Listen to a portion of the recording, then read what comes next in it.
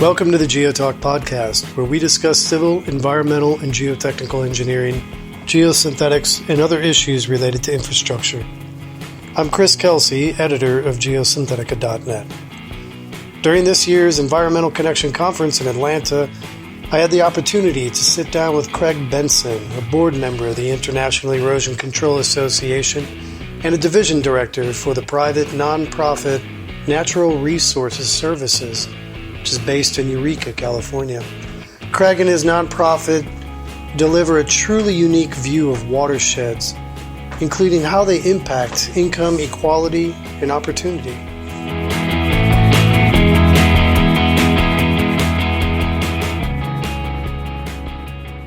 My guest today is Craig Benson. He is the director of the Redwood Community Action Agency, a nonprofit based in California. We're speaking at the International Erosion Control Association 2017 show in Atlanta, Georgia. Craig, what has brought you to IECA this year? You had a number of sessions. You're providing a lot of education. What brings you to this? Why are you coming back to this and offering as much as you are here? Well, first of all, IECA is like my second job. I have a primary job as a director of a nonprofit, but IECA is really where my collaborative family lives, and I foremost really like to learn, and they offer such great education. But I also have a couple of nuggets, to offer.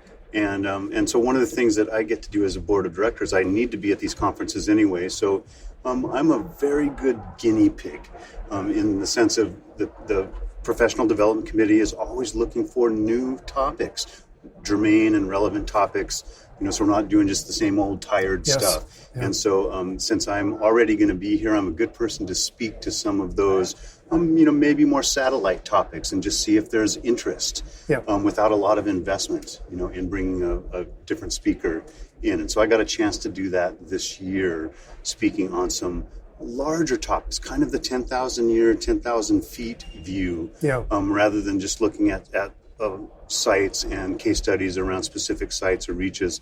I really focus on the entire watershed. Okay. Is that also the focus of your nonprofit? Are you primarily centered on watershed issues, or?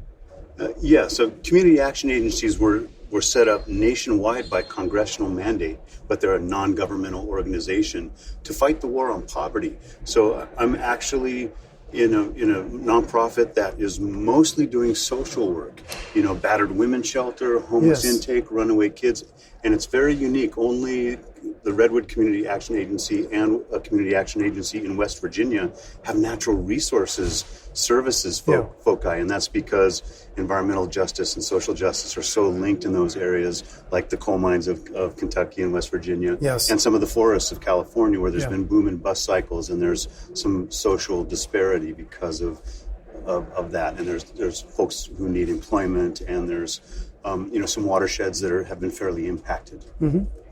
One of the impacts watersheds do have is on, one of the things impacting watersheds are the construction of dams and continuing operation of dams, and how we do that more effectively to alleviate sedimentation concerns.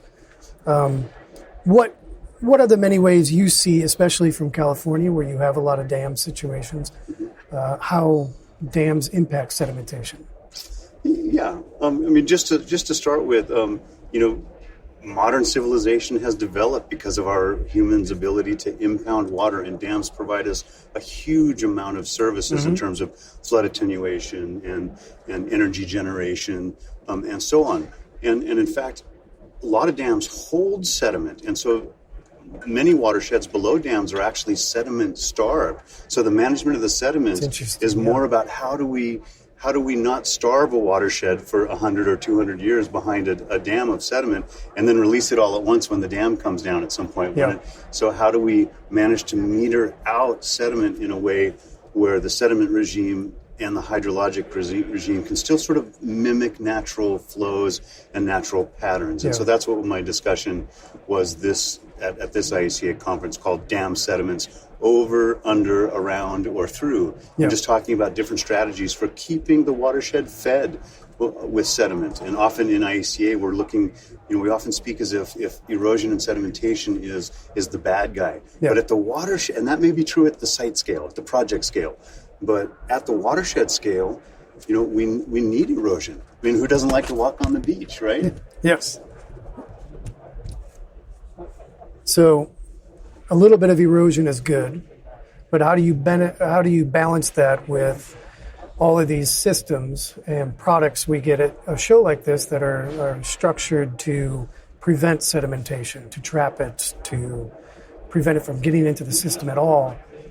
How do you balance that with wanting some sedimentation in your system? Right. Well, there's kind of two scales of thought. At the site scale, we want to prevent erosion, and oftentimes the regulators are really looking at us from preventing erosion and from having any sediment lose the site. But if you step back to the balcony and look at the watershed scale, we know that sediments are part of a healthy system. They carry nutrients with them.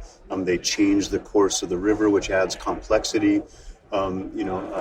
Geomorphic complexity, and also they protect against coastal erosion as we build deltaic aprons out in the ocean. We talk a lot about coastline erosion, and those deltas that stick out into the ocean a little bit are like speed bumps, for littoral drift.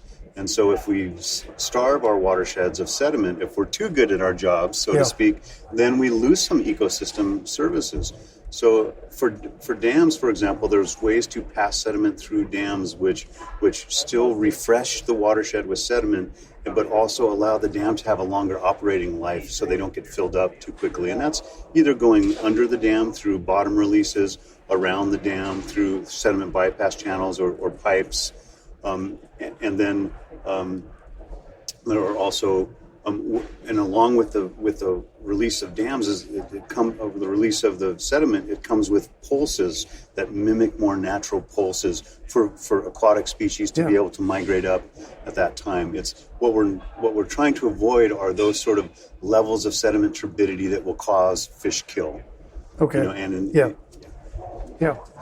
Do you have a couple of examples from how you've implemented this or overseen projects like this in California? Sure.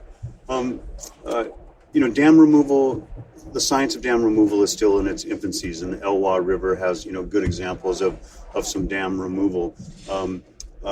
In my work, I just want to be transparent. I have not removed large earthen dams or gravity dams. I've removed lots of small dams. And in particular, in more recent times, I live in Humboldt County, Northern California. It's also known as the Emerald Triangle. It's a place where a lot of marijuana is cultivated, and a lot of it is cultivated on public lands as what we call trespass grows. And so impoundments are set up, dozens and dozens and dozens, and cumulatively thousands of them in watersheds to divert water into grow sites. And so the fish are losing that water. And so I break small dams up on a regular basis, sometimes several a week, and get that water back into the river where the fish and the other aquatic species can use it. Yeah, I would imagine the scale on which all of those smaller systems really add up to quite a bit. Yeah, I'll just give you an example of just, one grow site, for example, might impound up to an acre and a half of water over time. It's not that the dam is that large, but it's constantly drawing water for irrigation. There may be 6 miles of pipe that comes out of that small impoundment. And so when we break that dam down, roll up the pipe, take it away, get rid of all the chemicals that are on site, we have really reduced the toxicity to the environment, and we've returned often 1 million gallons of water or more back to a stream. And then these grow sites tend to be linked like pearls on a chain or on a necklace. And so where there's one, there's probably 3 upstream and 4 downstream. So we try to hit them all on just a little reach of a tributary stream in a day and add a lot of water back into the system. Wow. That's really impressive. I appreciate you sharing your insight, Craig. Yeah, thank you for having me today, Chris. Natural Resources Services is a division of the private nonprofit Redwood Community Action Agency. Learn more about NRS's work in watersheds and its active living programs at www.naturalresourcesservices.org. You can also contact Craig Benson directly by phone at 707-269-2065. We have also added links and contacts information on Geosynthetica. Visit us at geosynthetica.net and click on the Media tab for podcast links, contacts, and resources affiliated with each GeoTalk episode. Thank you for listening.